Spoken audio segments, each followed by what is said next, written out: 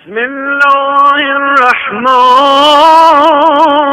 الرحيم. سبحانك ما أذيب صبر على من لم تكن ذليلا، وما أوضح الحق عندما هديته سبيلا. إلهي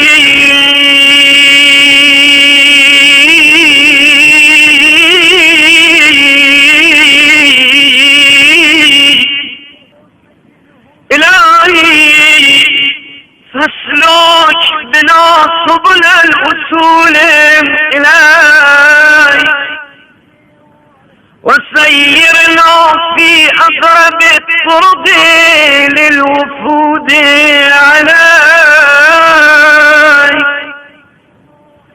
قرب علينا البعيد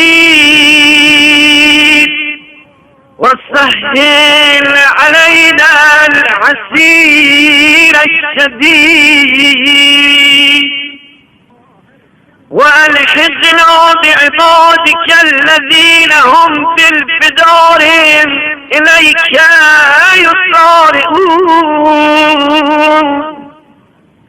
وبابك على الدوام يطرقون، وإياك في الليل والنهار يعبدون، وهم من هيبتك مشفقون، الذين صفيت لهم المشارب وبلغتهم الرغائب، وأنحت لهم المطالب، وقضيت لهم من فضلك المآرب،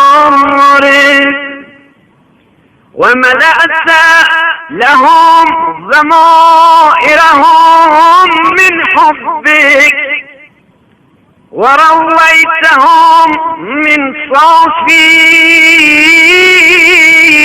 شربك، فبك إله لذيذ مناجاتك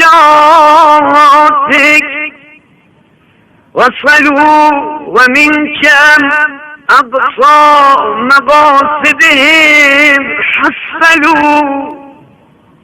فيا من هو على المقبلين عليهم مقبل، وبالعطف عليهم عائد مفضل، وبالغافلين عن ذكره رحيم رعوف، وبجذبهم إلى بابه ودود عفو. أسألك أن تجعلني من أوفرهم منك حظا، وأعلاهم عندك منزلا، وأجزلهم من ودك اسما، وأفضلهم في معرفتك نصيبا. فقد انقطعت إليك همتي، وانصافت نحوك رغبتي، فأنت لا غيرك مرادي،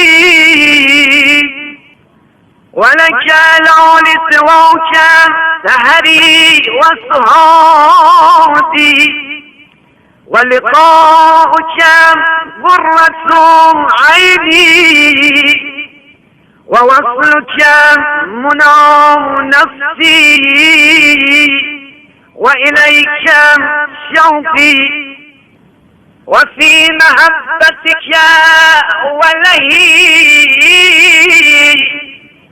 وإلى هواك صبابتي ورضاك بغيتي ورؤيتك حاجتي وجوارك طلبي وقربك غاية سؤلي وفي مناجاتك روحي وراحتي وعندك دواء حلتي وشفاء غلتي وبرد لوعتي وكشف كربتي سكون أنيسي في وحشتي ومقيلا عصرتي وغافر ذلتي وقابل توبتي ومجيب دعوتي ووليا عصمتي ومغنيا ضاغتي ولا تقطعني عنك ولا تبعدني منك يا نعيمي وجنتي ويا دنياي وآخرتي يا أرحم الراحمين.